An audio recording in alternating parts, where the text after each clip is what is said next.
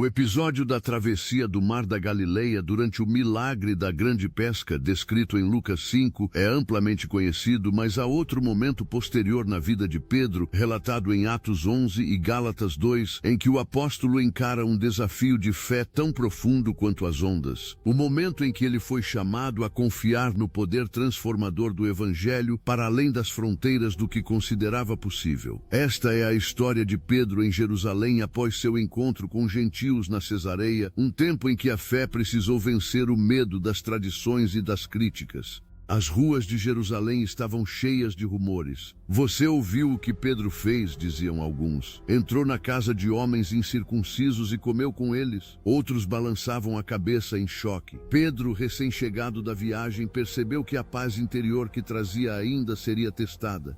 As lembranças de Cornélio orando em sua casa, da descida do Espírito sobre aquele grupo inesperado e do amor que ele vira nas lágrimas dos gentios ainda vibravam no coração do apóstolo. Mas agora, diante de seus irmãos judeus, ele precisava explicar. Ao entrar no salão onde os líderes estavam reunidos, o murmúrio cessou e os olhares se concentraram nele. Tiago, o irmão do Senhor, foi o primeiro a falar. Pedro, é verdade o que ouvimos? Foste hospedar-te na casa de homens não circuncidados e comeste com eles? A voz de Tiago era firme, mas carregava preocupação mais do que acusação. Pedro respirou fundo e encarou os irmãos com serenidade. Sim, é verdade, respondeu. Mas antes de julgarem, ouçam o que Deus fez. Os rostos endurecidos começavam a amolecer à medida que Pedro narrava o que acontecera. Eu estava em Jope orando no terraço, quando vi uma visão. Descia do céu algo como um lençol, cheio de animais impuros, e ouvi uma voz me dizer: levanta-te, Pedro, mata e come.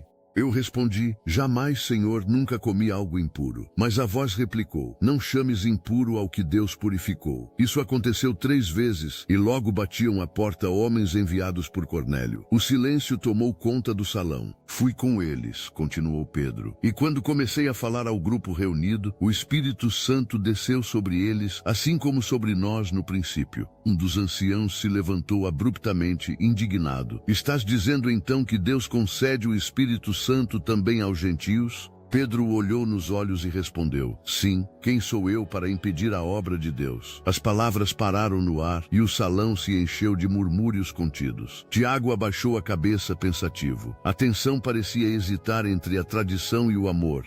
Então, aos poucos, o peso da fé começou a vencer. Se Deus os aceitou, disse um dos discípulos mais antigos, quem somos nós para rejeitá-los? Aquele momento inaugurou uma nova era para a igreja. O Evangelho de Cristo não conhecia fronteiras de sangue, cultura ou língua. Era para todos, mas o coração humano nem sempre acompanha de imediato o ritmo da graça. Anos depois, Pedro viajou até Antioquia, onde judeus e gentios conviviam como uma família em Cristo. No começo ele comia com todos, sorrindo e partilhando do mesmo pão. Este é o gosto do reino, dizia alegremente. Os irmãos gentios o admiravam pela simplicidade. Era Pedro, aquele que andara sobre as águas, agora sentado com pessoas antes consideradas impuras. Porém, quando certos irmãos vindos de Jerusalém chegaram, Pedro começou a se afastar dos gentios, temendo a reprovação dos mais rígidos. Paulo, ao perceber aquilo, o chamou de lado. Pedro, disse ele, o tom firme mas compassivo, por que te afastas agora? Antes comias conosco, agora ages como se temesses os homens mais do que a verdade. Pedro abaixou a cabeça. Dentro dele o velho medo falava alto. O medo de ser mal interpretado, de romper costumes sagrados, de decepcionar os irmãos que o respeitavam há tanto tempo. Mas a voz da consciência, moldada pelo Espírito, também pulsava. Lembra-te do que viste em Cesareia. Lembra-te de que fui eu quem te guiou. Mais tarde, sozinho em oração, Pedro procurou o refúgio do silêncio. Senhor, murmurou, eu vi teu poder entre os gentios, vi tua mão operar. Por que ainda hesito? Por que temo o julgamento dos homens? A resposta não veio em palavras, mas em lembranças, as conversões sinceras, as lágrimas de arrependimento, a presença viva do Espírito. Ele entendeu.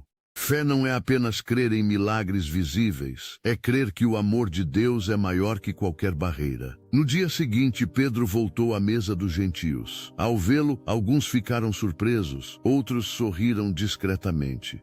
Ele sentou-se e disse em voz alta, para que todos ouvissem: meus irmãos, no reino de Cristo não há lugar para muros. Se o Senhor os chamou, quem sou eu para afastá-los? Houve silêncio, depois aplausos, depois abraços. Os que antes se sentiam inferiores choraram de alegria. A comunidade compreendeu, naquele gesto, que o Evangelho não separa, mas reconcilia. Os anos continuariam a trazer desafios, mas Pedro jamais esqueceu essa lição.